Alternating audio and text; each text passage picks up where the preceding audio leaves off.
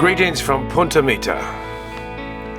The first phase of the Punta Mita golf course's restoration project began just over 2 months ago now. It consists of restoring to their former glory the greens and surroundings of the 19 holes of our Jack Nicklaus signature course, Pacifico.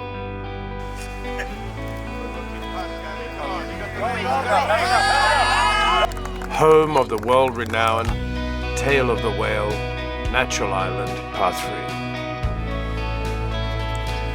The restoration, led by architect of record Jim Libby, will restore the course back to its original features, while also taking opportunities to enhance the design of greens in ways that preserve shot values.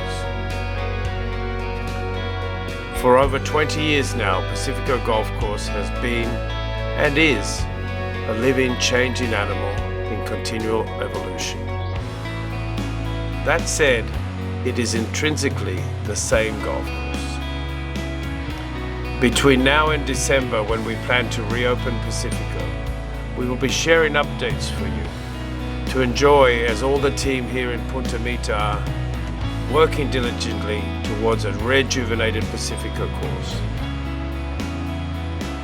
where so many have so many great memories.